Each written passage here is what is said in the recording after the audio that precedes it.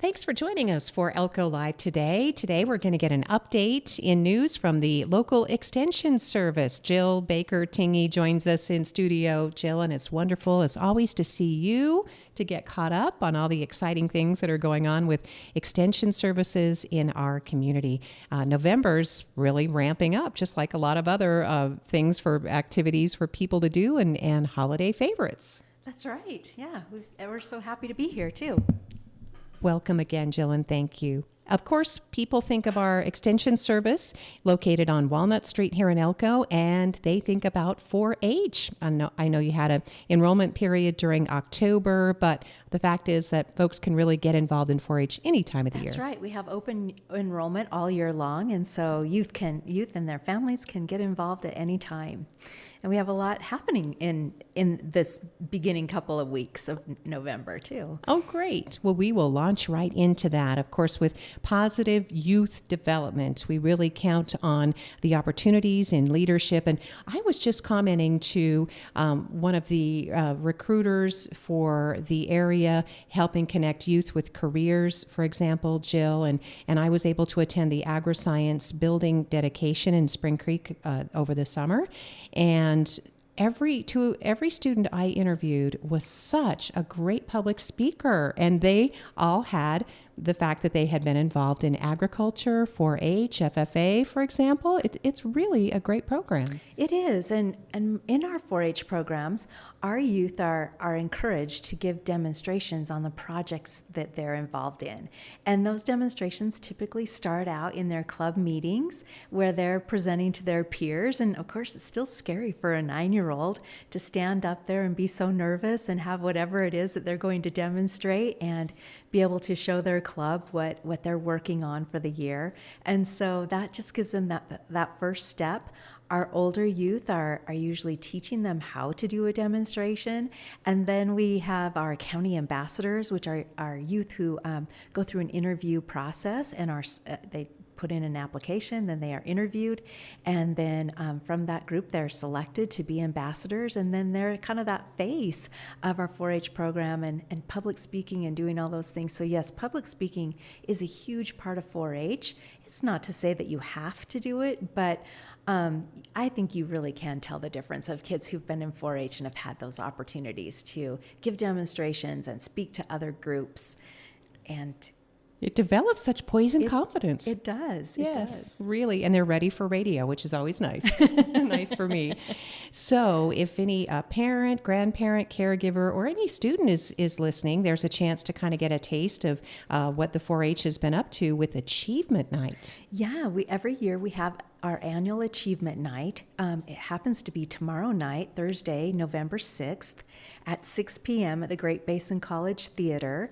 And there, young people are awarded county medals for their project work. And so they turn in a record book, which shows their record-keeping skills on whatever their projects might be. And those are judged by volunteers. And then, we take scores and figure those out, and then we award on county medals. Also, we select a new batch of county ambassadors, and so those will be announced there. And then one of my favorites is our Friend of 4-H, and so we announce that and recognize those. And those are for a key it's someone who's been a community partner with 4-H, and this year, our wonderful Friend of 4-H has provided many educational opportunities for a lot of different youth in our county, and so it's really going to be exciting to award that to that partner. And it'll be a surprise, right? Yes, it's a surprise. So I'm not going to announce it right now. I'm sorry. I would love to. But. I know, I would love to, but it just means that you've got to go. So you can be part of the surprise. That's Achievement Night for Elko County 4-H, and that'll be 6 p.m. on Thursday, November 6th at the Great Basin College Theater. And just enjoy the company of some really positive people and those who are involved in helping youth achieve. Yes. That's great, Jill. Thank you for reminding us of that opportunity. And then we know that part of the success of 4-H is the partnerships and the collaboration that you're able to accomplish. It is. And that, I would say, is true of extension in general. Whatever we do in whatever program area that we are working, partnerships are key to our success. And we really couldn't do what we do in the community without our wonderful collaborators. And in this case, it's the California Trail Interpretive Center, and how wonderful they are. On Saturday, November 8th, they're doing their Junior Ranger Day and Happy Harvest event, and our 4-H ambassadors will be out there. They'll be leading a fun activity with kids, and they are able and available to explain 4-H and answer any questions that anyone would have. And so do get out there and enjoy our wonderful community and the things that are offered for young people, and learn a little bit more about 4-H while you're at it. And remember, even though our livestock show, all the events associated with the fair, we really pay a lot of attention, but 4-H is year-round, and it includes many other types of projects, from sewing to photography to art to even small animals. Yeah, and even camping too. Yeah. You can major in camping in 4-H. You could. It's kind of more leadership and citizenship, but absolutely. Well, that's, when you think about it, if you're looking for a safe place for kids, another opportunity for them to interact with others in the community, many students who are homeschooled, for example, their teachers, their parents are looking for other social opportunities for them. 4-H is perfect. It really is. And we do have a lot of homeschool youth in our program, and would love to have more, but also, our general public too. Whether you're in public school or a charter school, you are welcome to come to 4-H. And there are so many things that are out there for you. We're really looking for volunteers to start a STEM project. We could do so much. I mean, there's so many millions of things that you can do under the STEM, science, technology, engineering, and mathematics umbrella that fall under that. And so we're looking for someone to lead that. People don't realize that we even have curriculum on small gas engines, and snowmobiling, and bicycling too. Long time ago we did a bicycle rodeo. But all those things are 4-H projects. And then we have communication and expressive arts. And like I mentioned, citizenship, and certainly leadership. We see that growing as the young person gets older and they take on more roles in their club, and then sometimes on the county level, and then even on the state level, they gain that leadership. And we definitely see those strong leaders and see them in a variety of ways in our community as adults too. And 4-H is for children. You have as young as 5, right? The Clover Buds. That's correct. Yeah, our Clover Buds are 5 to 8 years old, and then our official 4-H members are 9 to 19. And you can find all this information. You can reach out to Jill Tingey directly at the 4-H or at the Extension office here in Elko on Walnut Street, 775-738. Is it 7281? 7291. 91. Okay. Really I was close. slipping a little bit. You're really good. 7291. And that's where you can or you can visit the website, which is really very thorough.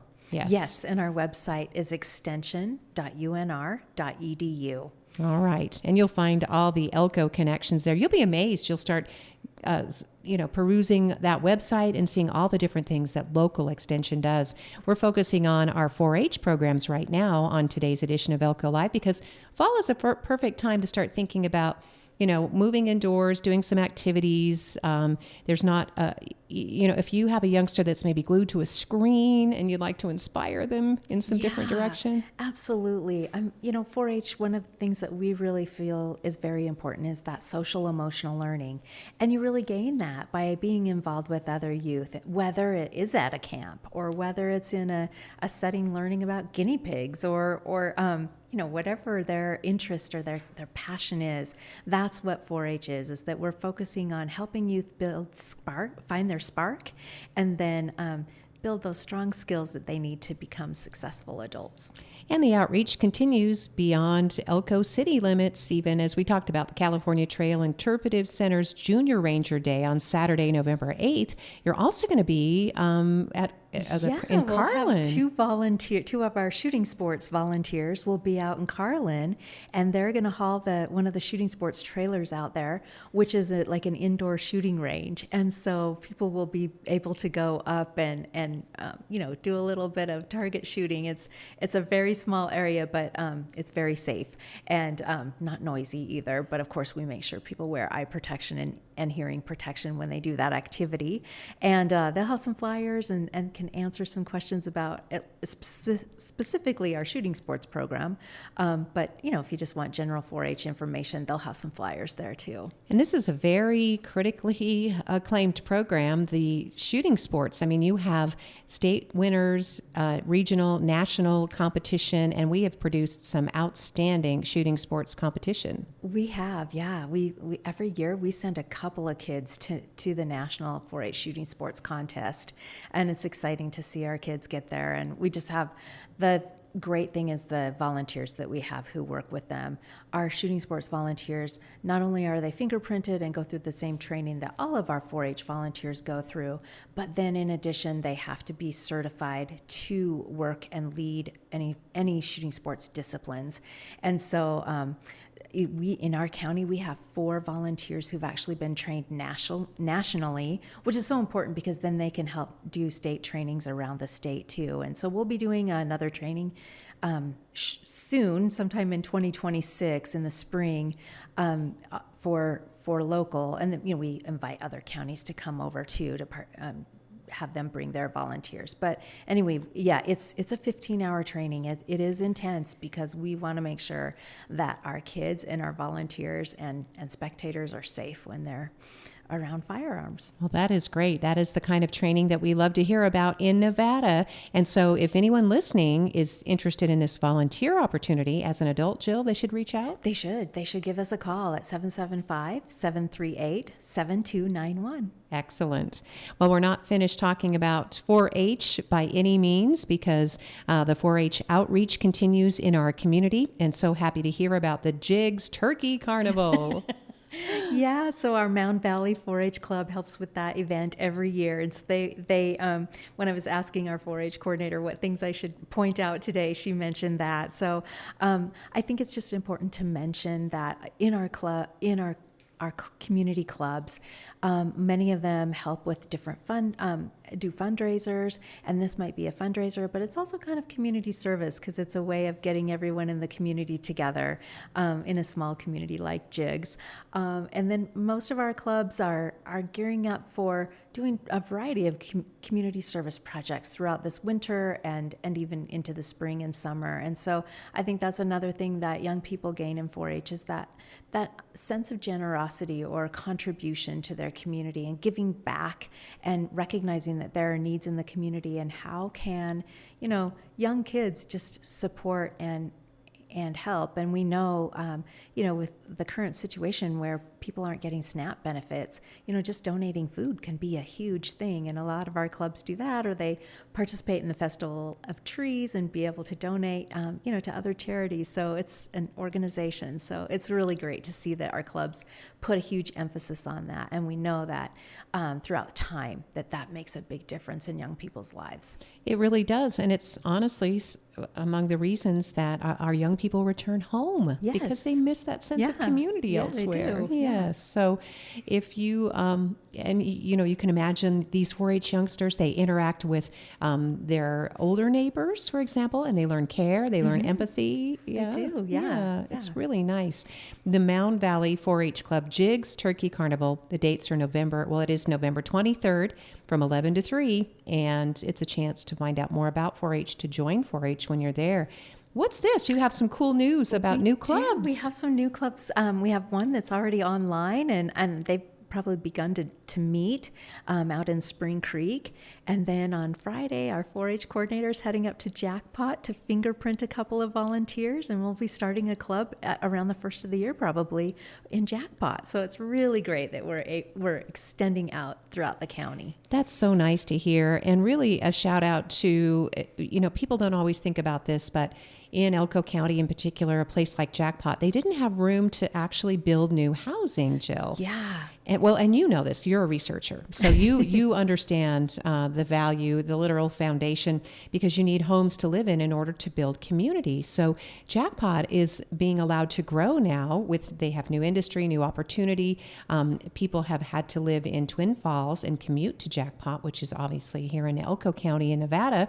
And now with neighborhoods, they'll be able to have 4-H. That's right. Yeah. I mean, what a great way to, Jackpot used to be such a thriving community with a lot of community events and wonderful volunteers. And so I think they're working hard to build that sense of community. And it's great that we can also start a 4-H club and build it from the very young to recognize the importance of that and kind of instill that sense of responsibility among young people that will carry them through wherever they live. Yeah, they do have a great school in Jackpot as well. So I can see the school is important too. Yes. And then in Spring Creek, I would have thought Spring Creek already had a thriving 4-H community. Oh, well, we do.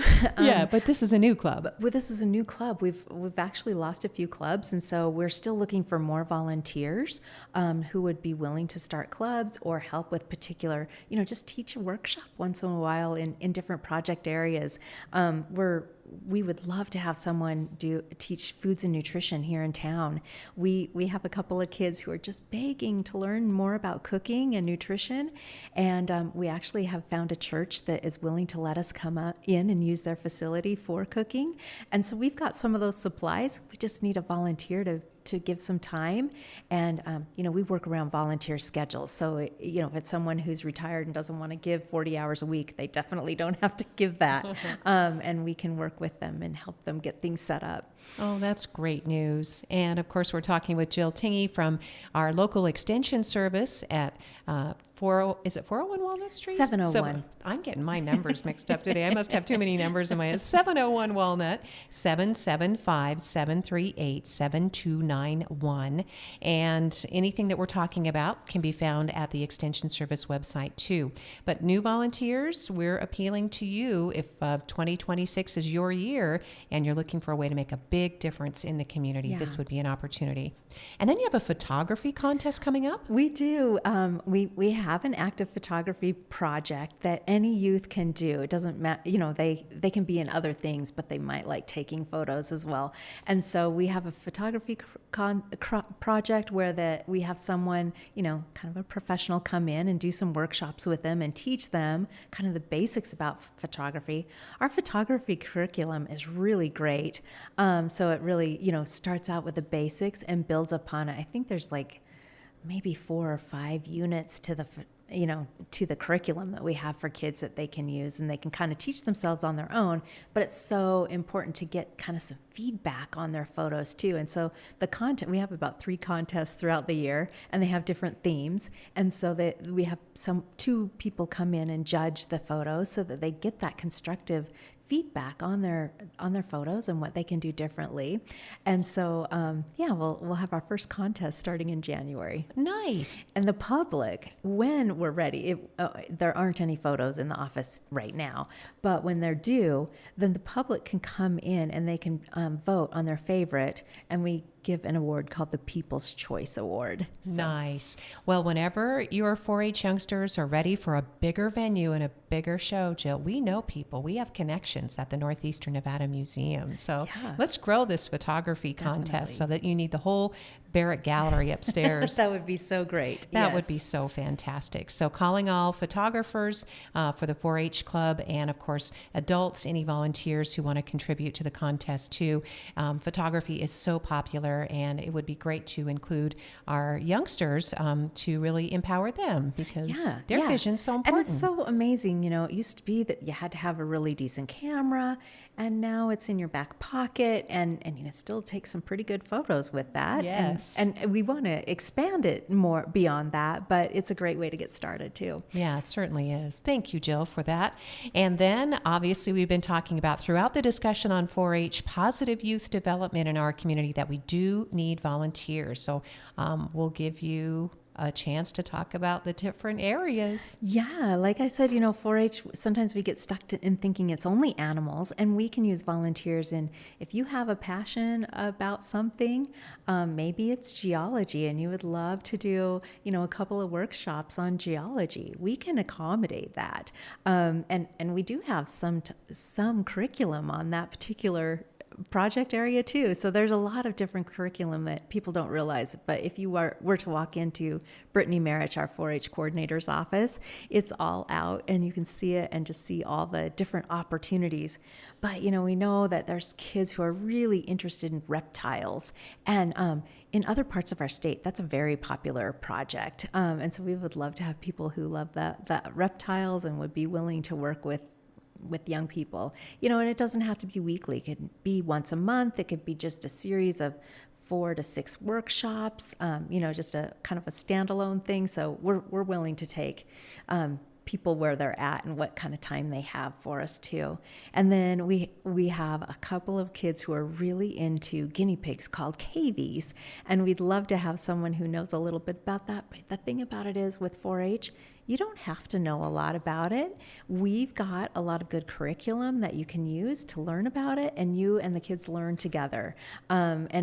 And I would tell you that the majority of our volunteers who weren't in 4-H as kids will tell you that that's how they got started. And I would call them experts in a lot of different project areas because they've just learned and grown along with the kids that they led. So, don't let that scare you that you feel like you don't have any skills. You'd be surprised. If you have a hobby in it, we might have some kids. Most likely we have kids who'd be interested in learning. Oh, Jill, thanks for always, inspiring us and encouraging our local 4-H programs. And again, calling volunteers. You will be very well supported if you engage with our 4-H programs locally. And you will never know what a positive difference. I mean, you may see and feel that immediately, but then for a child's lifetime as they progress. I mean, you could be that one person who plants that one seed that inspires their entire life. It's so true. And just how important that is. We know that young people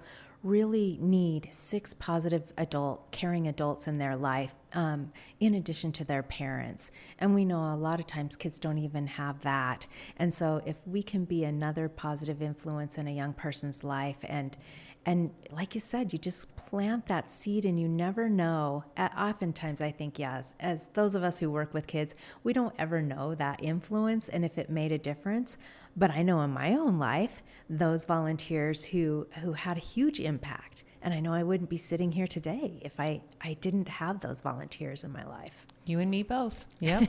Teachers, volunteers. That's right. 6 caring adults. Jill's a researcher. She has a number for almost everything. Well, I don't know about that, but we appreciate that. Yeah. I think that is good. Some people, it is important to sort of quantify to say, wow, that's why that made a difference. When someone maybe wasn't available for me or to me, then I got to go to this other person, or this person influenced me from a whole different generation. Mm-hmm. It's really important, Jill. Thank you for reminding us of that.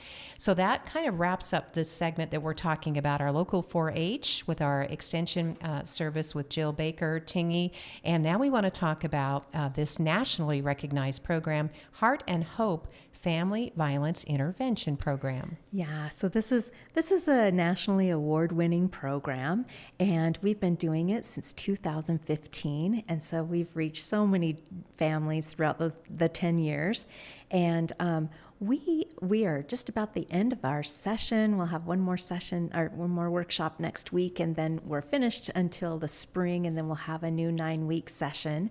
And this program works with families who've been affected by domestic violence, and the non-abusive parent and their children can attend. Sometimes we know there's a custody situation where kids are with one parent 1 week and then their other parent. So the weeks that the kids can come, we really like the kids to come because it's a family program and they learn so much.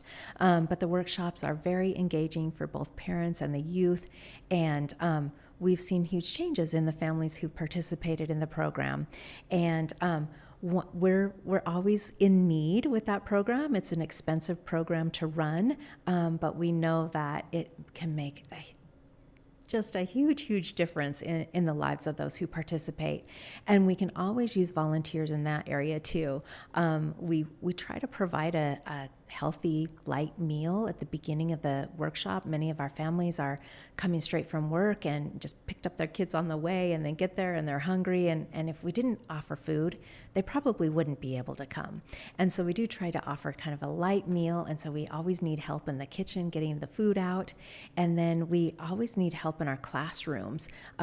Once we finish with the dinner part, then we break out into separate breakout groups. And so parents are in one room, and then we divide the kids by age. And so we need people to help actually teach our different topics that we teach in there. And we train you. We help you know what is expected, and we always have a couple of people in the classroom as well. And so we can always use volunteers in that way if you like young people, or if you prefer, you want to help but maybe not teach. We can use help in different areas as well. Oh, that's so nice. And helping serve a meal, tidy up the kitchen, Yeah. help in the children's classrooms. Jill, that's really nice. And you're right. Again, emphasizing that Heart and Hope is one of those programs that if not for this program, this type of intervention, there are many, many local families that would not have an opportunity to learn something different. Yeah. Yes, just to Yeah. learn basic skills and intervention and how to make those choices. Yes. It's true. I mean, a lot of what we focus on is healthy relationships, and how do we develop and forge those healthy relationships within a family setting as well as with peers. When we look at our teens who participate in the program, we're talking about teen dating violence and how do we avoid that. And no matter what age, we're really focused on those social, emotional skills so that young people don't repeat what they have seen earlier in their lives. So we don't want them to become victims, and we don't want them to become perpetrators. And programs like this address that in an educational setting, but we make it really fun. It's very hands-on and not boring. No one's lecturing, and they're involved. And the coolest thing I have to say about our program is how many times we have new staff members who come on board who once were youth and teens who participated in the program, and then come back as maybe Great Basin College students and say, I want to give back. Sometimes they volunteer, and sometimes we're able to hire them, as student workers. So it's really exciting to see that it really did have an impact on their lives. Since 2015, the Heart and Hope Family Violence Intervention Program. Jill, thank you for reminding us of that. What an opportunity, again, to make a huge difference in the lives of people here at home. Thank you for reminding us. That's great. We also have intensive agriculture and natural resources research that goes on. People can ask questions about pests and what to use in the garden. I mean, this is also a fascinating aspect, even if you're not grazing on the ranch. That's right. On November 20th, we have a webinar, and it's called Integrated Pest Management, but the title of the workshop is Houseplant Diagnostics. So, you don't even have to have a garden, but maybe you've got a couple of plants in your house and you'd like to know more about them. This is the workshop for you. So it's just learning a lot of different things. The really cool thing is, of course, it's very important to a lot of people who work in the agriculture and horticulture field to get continuing education credits, especially if they need that for pesticide applicator training. They have to have so many CEUs every year. And so this houseplant webinar will actually get them one CEU, even though it's not necessarily related to the rangeland or to ranching. But if they're really desperate for credits, they could come and they can just jump on their computer or their phone from wherever they are and participate in that webinar on November 20th. And if they are really interested in getting CEUs, they can reach out to our integrated pesticides management coordinator. She is based in our Washoe County office, and her name is Carrie Jensen, and her email to reach out to her is CarrieJensen unr.edu. Or you can just call our office at 775-738-7291, and we can get you in touch with Carrie as well. And the beauty of it, it sounds like you can do this from the comfort of your home or office. You can, yes. And then we have another pesticide applicator training that'll on December 4th, and that will offer like 4 CEUs. And so for those people who need it, 1 is related to law, and then the other 3 are general. So that can help people. Usually this time of the year, this is when the phone starts to ring. I'm desperate. I need CEUs. And so we're able to provide some and help people out. So great. So jump on to Carrie Jensen's, email her, or you can again call our local extension service, 775-738-7291, and let them know that you're listening to Elko Live here on KELK. That's super cool. Now, the last topic that we want to mention, I actually see a lot of news stories about this out of neighboring Utah. People have been diagnosed with cancers, lung cancers from radon, Jill. yes, so radon, of course, is that colorless, odorless gas that is the leading cause in non-smokers for lung cancer, which is just amazing that could happen. And it comes up through the soil, and so we don't know when it's coming into our homes. And like you said, it can be very serious, and people are like, wait, why do I have lung cancer? I've never smoked a day in my life. And oftentimes it can be related to radon exposure. And so we, in the months of January and February, it's called our Radon Action Month, and we try to provide a lot of different workshops and things on how you can address radon in your home. And the best way to do it is to test.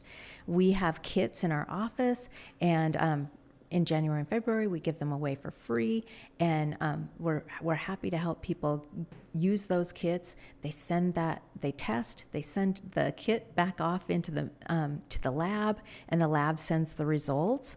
But here's the really cool thing. We've always had the kits, and they've always been free in January and February. But now we've just, in every extension office has just received a free radon monitor lending kit.